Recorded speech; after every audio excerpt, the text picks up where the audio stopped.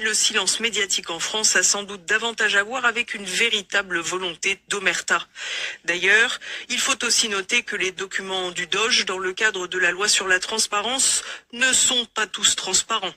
En effet, des lignes sont encore allègrement caviardées, un procédé qui outrepasse l'argument de protection des victimes souvent invoqué. En réalité, tout porte à croire que les avocats du gratin mondialiste se sont affairés ces dernières heures pour tenter de faire un grand ménage. Mais il reste encore bien des déchets.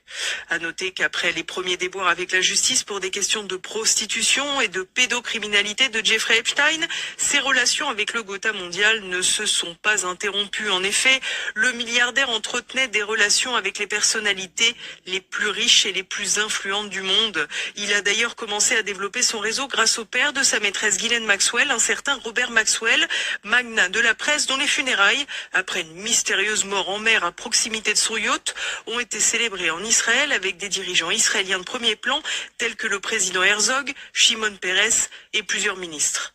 Les nouveaux documents publiés par le Doge montrent en effet qu'Epstein avait su tisser une toile au plus haut sommet de la pyramide mondiale. Un véritable réseau d'élite plus ou moins corrompu sur le plan financier et ou sexuel, où les déviances devenaient ni plus ni moins des moyens de pression toujours utiles pour les services secrets. C'est d'ailleurs ce qu'expliquait le journaliste Pierre Jovanovic sur l'affaire il y a déjà plus de 5 ans sur TV Liberté. Et tout est basé pour le chantage, la prostitution. D'ailleurs, le livre l'explique bien.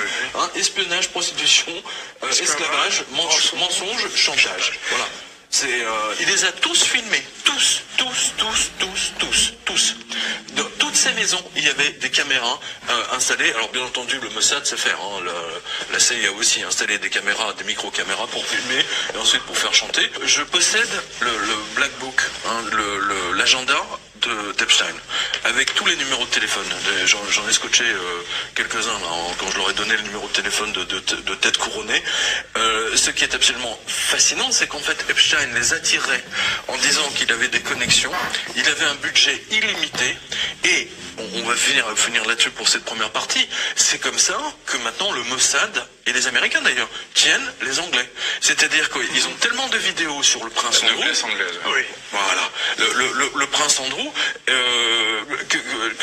je veux dire, l'Angleterre ne peut pas bouger. Hein, bien entendu, parce qu'ils peuvent faire sortir les vidéos quand ils veulent et où ils veulent.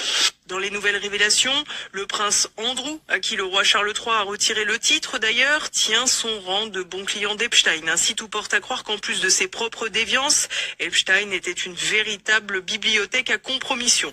Sans surprise, le principal nom évoqué dans la presse après ces